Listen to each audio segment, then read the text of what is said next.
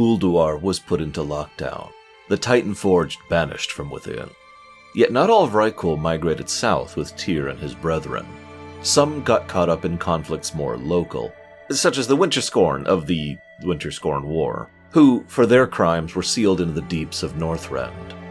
Others, like the Dragonflayers, cultivated a symbiotic relationship with the Protodrakes in order to survive the Curse of Flesh. 2 other groups sought their own answers to the curse, which we will discuss later. One of the most well-known of the Dragonflayer clan was King Ymiron. Ymiron rose to power in part by blaming the curse on the absent keepers, rallying his people together under his banner and promising glory. This promise never really came to fruition, as he was put into a deep sleep with so many others, there to rest for millennia. As the Second Lich King's forces entrenched themselves across Northrend, the Vrykul stirred from their stasis. Believing the Second Lich King to be a god of death, many pledged their loyalty to the Scourge. An entire ritual was established to weed out the worthy from the undeserving. Ceremonies of combat where the victors would ascend as the elite Ymijar, and the losers would be dragged back from death as Varghul. As part of the Second Lich King's long-term goals, the Horde Alliance force sailed with much of their military might and economic backing into Northrend, the effects of which would echo for some time. The Vrykul were placed in direct opposition, an early examination for the expeditionary force, quartered in the until recently abandoned Utgarde Keep. Within Utgarde were Vrykul, low-tier Scourge forces, and enslaved beasts and drakes. The senior Scourge overlord of the entire Fjord was the Sandlane Kel'Thuzad, who was pleased with the Vrykul and Utgarde Keep both. After his fall, coordination fell somewhat. Vrykul tradition still held true, however, including one that forces dubious comrades to coordinate, a bit of a sink-or-swim mentality. Thus did Skarvald the Constructor and Dalron the Controller end up saddled with one another, a situation both were rather upset over. But Vrykul value raw strength over leadership and skill, thus leading to individuals like Ingvar the Plunderer, someone who deliberately uses a blunt axe because he can make it cut with enough brute force.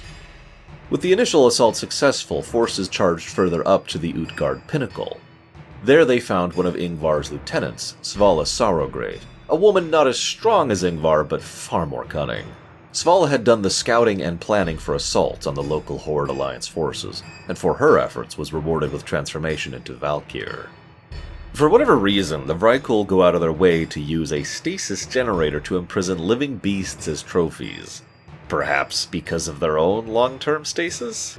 Who knows how Vrykul think? I mean, Vrykul gain titles based on accomplishment, which itself is not unusual, but the truly good titles are only given for truly horrific acts, such as Skadi the Ruthless, who earned his moniker by hunting down and butchering people who sheltered malformed infants. Naturally, all of this was at the behest of the King Ymiron. There's really nothing good to say about this butcher. I'm sure he will enjoy his afterlife tremendously. The Vrykul would never actually recover from the loss of Utgarde Keep. Oh, they had other strongholds, and forces, of course. Among these include the Kvaldir. These were Vrykul stolen after death from Odin by Helya. Kvaldir actively raid and pillage coasts across the planet, primarily seeking other Vrykul that they can capture and bind into service alongside them. Kvaldir caused issues for Horde and Naga alike, as well as the local Tuskar.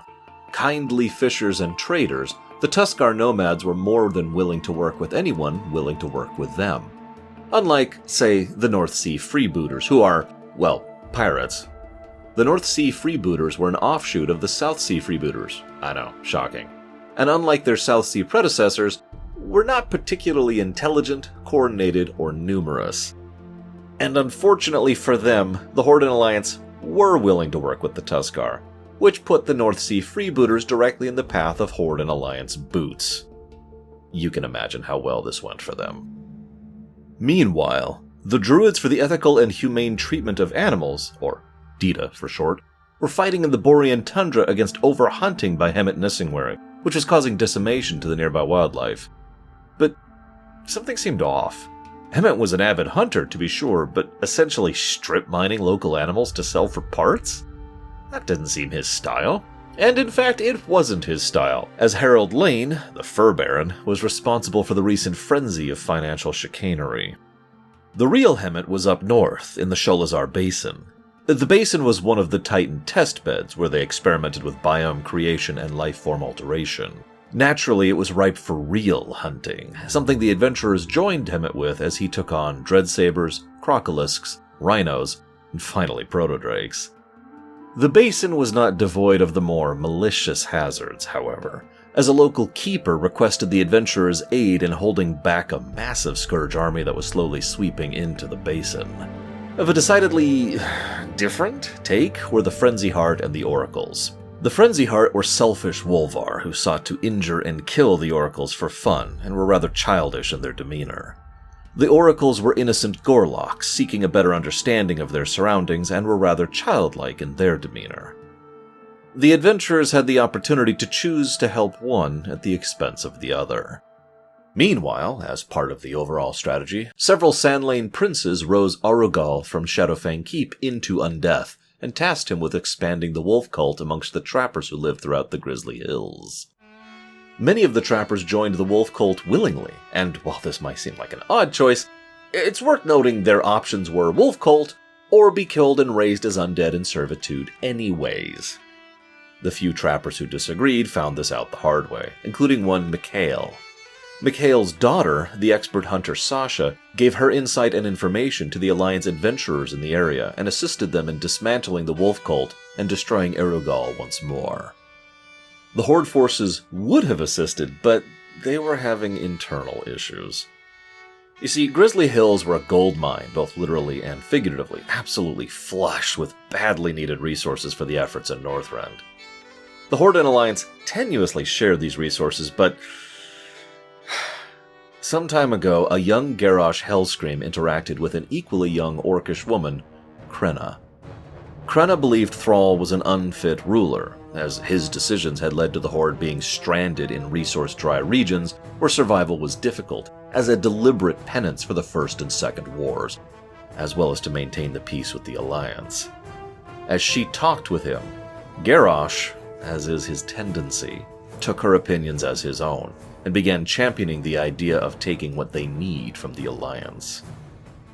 Garrosh was later placed in nominal command of the Northrend offensive for the Horde, and had promptly promoted several like-minded orcs to power, such as Overlord Agmar in Dragonblight, Skyreaver Corm Blackscar on the Orgrim's Hammer, and Conqueror Krenna in the Grizzly Hills. The problems with a war-hungry idiot promoting like-minded people should be self-evident, and Krenna's actions were actively damaging their own efforts, never mind being a horrific leader in general. At one point, Hide Trader Junik was given an impossible order to fill and, upon failing to do so, Krenna ordered his legs broken. Thankfully, not all Horde are so short-sighted and foolish, and Krenna's sister, Gorgona, assisted the Horde forces in usurping Krenna, killing her in the process. But it was clear the Horde was going to have to take a hard look at itself before long. Meanwhile, the greatest necropolis of the Scourge, Naxxramas, was attacking Winterguard Keep, the largest Alliance fortification on Northrend and headquarters of the 7th Legion, who were veterans of the might of Kalimdor. The siege was not going well for the Alliance, until adventurers stumbled upon sabotage, headed up by the lich known as Thelzon the Duskbringer, better known as Inigo Montoy, perfidious priest of the Brotherhood of Light. With the scum removed from the equation, a counter-assault upon Naxxramas was possible. Naxxramas was gargantuan, divided into 4 quarters, with scores of Scourge and their lieutenants commanding. The Arachnid quarter contained Spider and Nerubian alike, championed by the Crypt Lord Anubricon, one of Anubarak's most loyal commanders, Grand Widow Fairlina, a former botanist who uses her skills now towards poisoncraft, and Makesna, an ancient Northrend native who birthed the many spiders the Scourge uses for various purposes. The Plague Quarter is where officials working under the direction of Professor Putricide labor, seeking to ever expand the undead plague. Noth, the Plaguebringer, was another former Kirin Tor and willing convert to the Scourge. Hagen the Unclean was the inventor of plague cauldrons and a skilled dancer. Beyond lay Loatheb, a tortured bog beast elemental, fused directly with the undead plague to terrifying results. The construct corridor is where new undead golems were stitched together. 4 of these deserve special mention. Patchwork, an experiment in raw brute strength. Grobulus, the first successful flesh giant designed to infect others directly. Gluth, the first of the plague dogs. And Thaddeus. Thaddeus was an experiment in fusing innocent souls of women and children into an abomination's body in an attempt to see if this would increase the overall power of the beast. Finally was the military corridor. Here were the elites of the Naxxramas forces, the actual hardened troops that assaulted Winterguard Keep. These troops were led by Instructor Resuvius and Gothic the Harvester, 2 of the Scourge's most skilled trainers and necromancers, respectively. All of these forces rode under the direct command of the 4 horsemen, Kel'Thuzad's most elite Death Knights. These included Thane Korthaz, Lady Blameau, Sir Zeliek, and Baron Rivendare. With all of these felled, all that remained was Kel'Thuzad's personal bodyguard, Sapphiron, still bound in undead servitude after the march on Northrend years prior. Sapphiron's defeat led the way to Kel'Thuzad himself. Former mage of the Kirin Tor, Kel'Thuzad was banished and stripped of his rank due to his experiments on necromancy. He heard the call of the first Lich King and journeyed to Northrend, where the true reality of what he faced crushed what was left of his spirit. Upon return, Kel'Thuzad used his contacts, cunning, and currency to find citizens throughout Lordaeron who were disenfranchised with the faltering leadership of their kingdom, as Lordaeron was struggling in the wake of the Second War. These loyal living he dubbed the Cult of the Damned, and the undead host he named the Scourge. Kel'Thuzad was killed by Arthas Menethil and Jaina Proudmoore as part of the overall design, and eventually found and brought back as a powerful Archlich by Death Knight Arthas. Kel'Thuzad is directly responsible for and has been crucial in much of recent history. Defeating such a skilled mage was no small task, but with his fall, Naxxramas fell silent, and Kel'Thuzad would not be seen again for many years. Naxxramas was not the only fortress filled with ill intent. While Wyrmrest Temple was elsewise distracted, the Black Dragonflight had been smuggling nether dragon eggs into their sanctum to experiment on, converting them into twilight dragons. While each dragonflight represented by Wyrmrest was entitled to the sovereign territory of their sanctum, this proved an unacceptable violation of these accords. The Obsidian Sanctum was raided and its custodian, Sartharion, slain. In direct reaction to this, the Black Dragonflight launched an assault on the Ruby Sanctum. Spearheaded by the first successfully fully grown Twilight Dragon, Halion, whose very existence threaded between dimensions, and who naturally drained all energy around him. Halion's primary goal was actually the capture of the Red Dragonflight eggs, but thanks to Horde Alliance forces, no eggs were stolen, and Halion was slain. Meanwhile, Archivon's just kind of hanging out.